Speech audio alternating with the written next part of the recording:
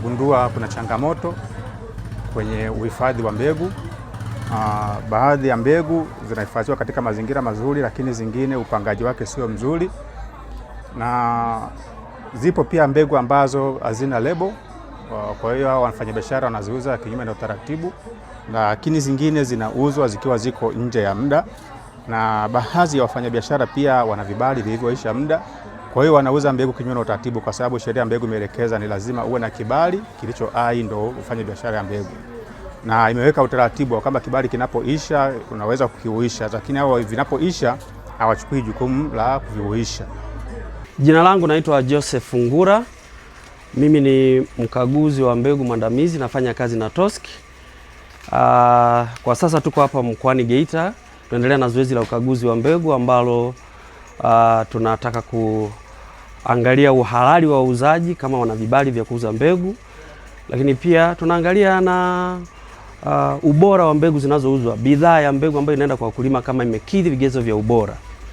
Sasa changamoto zilizobainishwa zile zinatakiwa zichukuliwe hatua, na wenye makampuni tunawapa wito wote hapa katika kanda hii kwamba wazingatie utaratibu wa mauzo ya mbegu kama ambavyo imeainishwa. Kwa mfano, mbegu inatakiwa kukaa sokoni toka tarehe kupima ubora kwa muda wa miezi 7 tu peke yake.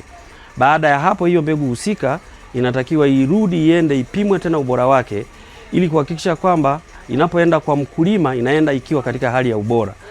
Ni kwa nini sheria imeweka utaratibu huo? Ni kwa sababu tunataka kujiridhisha pasina shaka kwamba mbegu hiyo husika inapoenda kwa mkulima, pamoja na kuwa imepita katika mazingira tofauti tofauti, imepita kwenye mikono ya watu tofauti tofauti, lakini pia wakati mwingine imesafirishwa kutoka eneo moja kwenda jingine, serikali imeweka na imebainisha huo muda kwa sababu inataka tujiridhishe kwamba mbegu inaenda ikiwa katika hali yake ya ubora.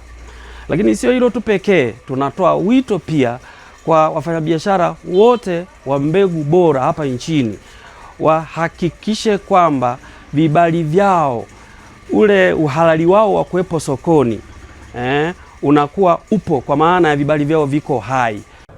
Thomas Elias. Mara nyingine tunapoangalia hivi, ukiona aina kama hii naonekana kama ni mbegu original kwa matumizi ya mbegu. Kuna mara nyingine unakoswa kila kitu kwenye maelezo hapa.